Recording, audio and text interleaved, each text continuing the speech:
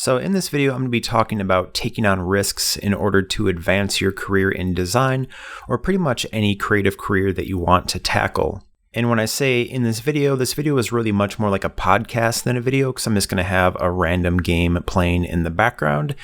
So just treat this more like a podcast because the visuals going on won't have any real relevance to what I'm talking about here. But in essence, what I want to talk about is risk and essentially leveraging risk by being willing to take chances in order to really further yourself and accomplish the things that you want to accomplish. So I've always said you can either risk your time or you can risk your money, but if you're not willing to risk either one of those two, your odds of finding success or really advancing in what you do are much more limited than they would be. So as an example, if you have a job where you might not be super happy with what you're doing, but it's very secure, it's very safe, and that's what's keeping you working there, if you aren't willing to risk perhaps taking on a job that isn't as secure or isn't as guaranteed in terms of long-term employment in order to get better advancement opportunities or a better career path that'll have you going and doing what you really love and what you really want to do, you're really just not going to be able to end up where you want to be. You have to take that risk and take that step to leave your comfort zone and really push into something or somewhere new that's going to give you those chances that you've been looking for. And part of why I'm making this video is because I've been watching a really big YouTuber recently called Casey Neistat, who's quite frankly amazing at leveraging risk, taking chances, and just really pushing himself to see what he's capable of, and constantly just testing the waters and trying out new things in order to further himself. So that's really inspirational for me, and because of watching him talk about why he does what he does and kind of his thought processes behind it, I thought it might be interesting for me to share the way that I've grown in the past to get to a place now that I'm super happy with. So I'm going to share my basic story here in terms of how I got to where I am now and the path that took and the mindset changes that I had to make and eventually figure out in order for that to happen. So right out of college, my first design job anyways, my very first job out of college was a 3D design job. It didn't last too long because the economy was in a super bad place at that time and I was laid off not too long after getting hired.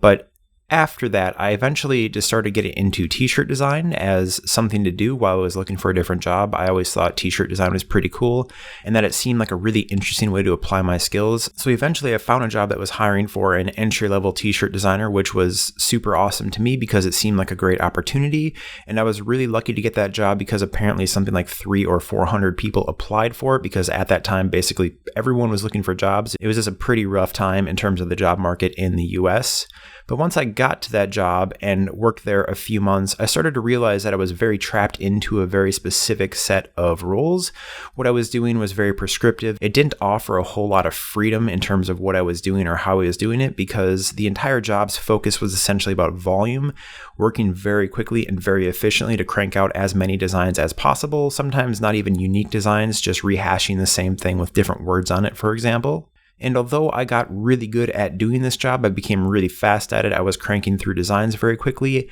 I never found myself moving up in terms of career advancement. I wasn't getting promoted. I wasn't getting any meaningful salary raises. So that was actually really hard on me because I couldn't figure out why I wasn't moving up. And I couldn't figure out what I was doing wrong specifically, not to deserve an opportunity to try to move up or to get higher pay, that kind of stuff. And I should sort of note that I worked at this job for about 5 years, so it really took me a long time to eventually figure out what I was doing wrong. And the basic premise of what I was doing wrong, although I was doing that particular job really well, I wasn't pushing outside of that job's scopes or limits. I was staying within the little box that they gave me and never really pushing hard to do new things or try to accomplish new things. So the basic thing that I started to do in order to start to move up was I was taking on new tasks and responsibilities, not because they were asking me to do those, but because I would be talking to the owners and really pushing new ideas on them that I thought were important for them to try out and do. So stuff like creating e-commerce websites, stuff like increasing the amount of work on social channels that they did because as a business, they were pretty dated in terms of the way they handled the internet. And I really wanted to bring them into a much more contemporary space when it came to selling their stuff online. And although I didn't necessarily have all the skill sets at that time to make it happen, I convinced them that I could do it. I was willing to take on that risk of accepting new responsibilities in order to hopefully move up a little bit, even though I knew it was going to be super tough to do things that I had never done before. So at that point in time, I was really just taking some risks in terms of my own time as I would work through the week at that job doing my normal job responsibilities while trying to take on these new responsibilities. But then on the weekend, I'd be really pushing hard to learn the skill sets that I told them I could essentially do. But in terms of my actual abilities, I wasn't really good at them. I was very basic, very beginner level when it came to them, but by willing to spend some time on the weekends just sort of hustling and figuring out how to make that stuff work, when I came back to work the week after, I'd be in a much better spot to tackle whatever problem or project I was stuck on the week before and make things move along at a pace that made it seem like I was much better at that particular thing than I might have actually been at the time. And the really cool thing there is that over time, I eventually did become as good as I might have sold myself as being, and I picked up all these new skills, these new abilities that made me a much more valuable employee. And also during this time, I started creating my own products for myself, design assets, texture packs, that kind of thing. And I was selling those online, teaching myself basic business skills, not only in terms of how to create a product that people actually want to buy, but also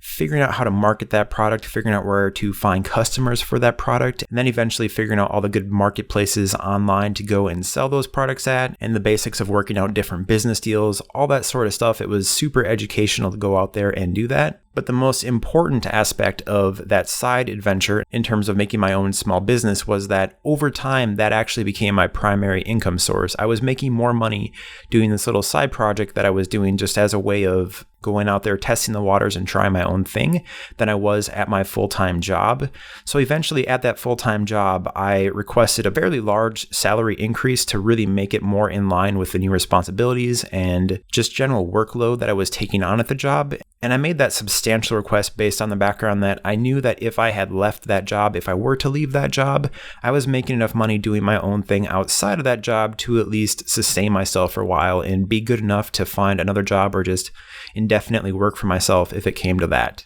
And in the end, at that particular job, they were willing to give me a better sounding title, but not a pay increase, which I didn't think sounded like that good of a deal for me, as I was bringing all these new skills and talents on board, but they weren't really willing to pay for those. So I left that job, taking a pretty huge risk financially, because at that point in time, I was super poor for the most part. I had a lot of problems paying basic bills, although since I started working for myself on the side business, I was able to knock off a lot of debt. And in doing so, in eliminating a lot of that debt, I had a lot less stress in terms of how much money, just raw money, I had to make every month in order to survive, which that's one of the biggest traps that you can get stuck into, is really working simply to pay bills and move along a flat line where you're not really paying off any of that debt. You're just making enough money to keep on doing what you're doing, and you get stuck in this trap of essentially working to stay exactly where you are without moving up or down.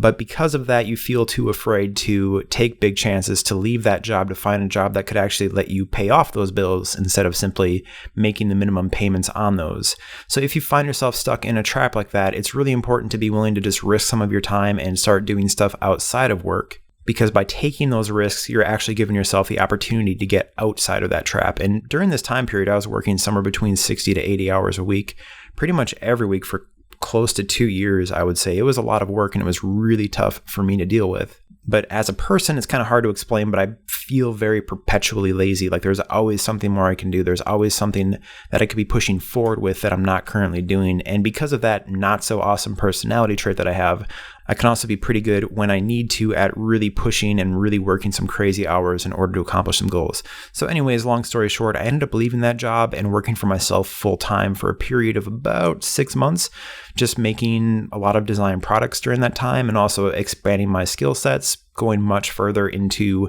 interactive design, UI, UX design, that sort of stuff. And I eventually got hired into a job working in that field. And although I didn't stay at that job for a particularly long time, I did learn a lot of skills there as well, which were super useful and just gave me some new perspectives on things. And while I was working there too, I was much more willing from the start to be really risky with the way I approached that company, the way I made sure that I felt I was being treated fairly and being given the chances and being able to take the chances that I needed in order to really succeed there. Where if I didn't have that previous experience, I might have coasted and just floated there for a much longer time and eventually got stuck in that same trap of not being happy with the way things are going, but also not being willing to take some of the bigger chances I had to take in order to really change that. And I should also note, in general, one of the bigger mind switch changes I had over the course of the past few years that led me to be where I am now is that I used to just really safeguard and protect everything everything that I thought made me unique and special as a designer. If I had a particular skill that not many people knew how to do, I would just hold that to myself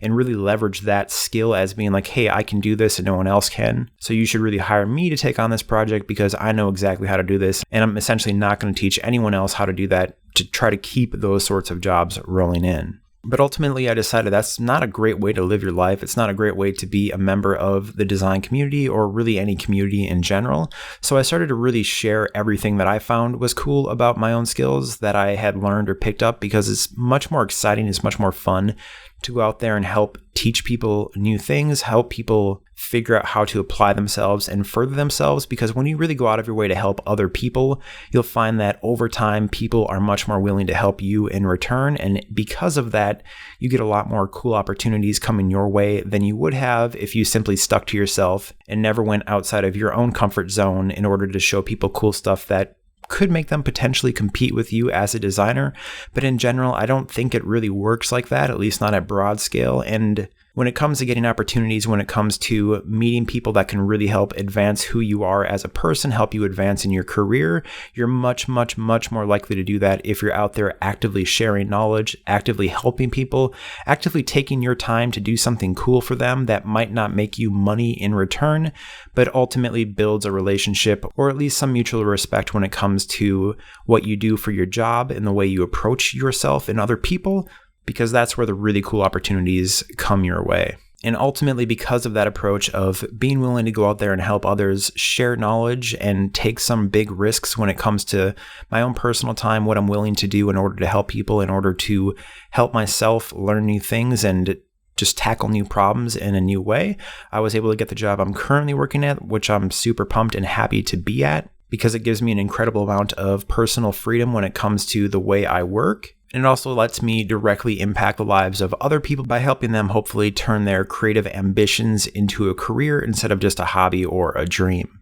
But anyways, that's pretty much it for this video. Feel free to let me know if you find content like this helpful or interesting to hear. I know it's not really a video and is much more podcast in nature, but I just felt compelled to kind of tell my story in the way I've changed my approach over the years to eventually get in a spot that I found much better, has made me a much happier person in general, in the hopes that maybe it'll help some other people out there take some additional risks, really risk their time and do some cool things that they might not have otherwise done, because where they end up or where you end up might just be somewhere really special. But anyways, if you did find this video helpful, please hit the thumbs up button. And if you want to see or at least listen to content like this, feel free to subscribe. I do my best to keep creating new content just like this for designers. Thanks so much for listening.